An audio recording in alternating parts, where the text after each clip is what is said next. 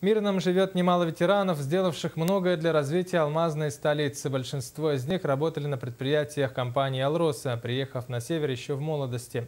Семья Анатолия и Нины Касьяненко не исключение. О жизненном пути строителей города смотрите в сюжете нашей коллеги Анны Потах.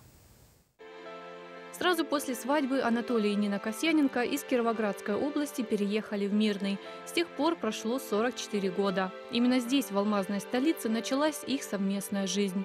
Тогда было всего несколько жилых домов, вспоминает Анатолий Степанович. А улица Советская, на которую теперь выходят окна их уютной квартиры, только планировалась. Супруги Касьяненко всегда все делают вместе. В далеком 71-м вместе решили уехать на север и об этом ни разу не пожалели. 20 лет муж и жена работали бок о бок в комбинате строительных материалов в Мирном. Анатолий Степанович сначала был слесарем, потом в 1996 году переквалифицировался в сварщика и перешел работать в управление материально-технического снабжения. За свои золотые руки имеет десятки наград и звания ветеран труда. Коллектив это такой дружный, механик у нас хороший, Разбицкий Геннадий Сергеевич.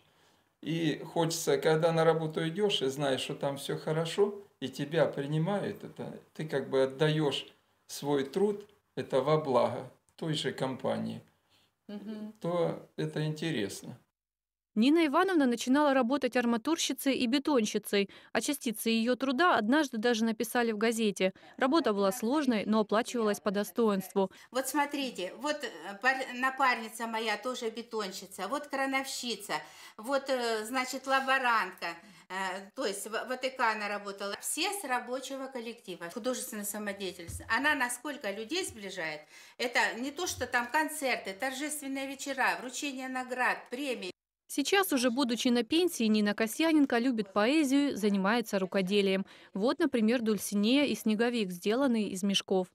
И все же больше всего семья гордится не своими достижениями и наградами, а детьми, у которых доброе сердце и душа. А это значит, что жизнь прожита не зря. Кстати, сын тоже работает в акционерной компании «Алроса» на Руднике.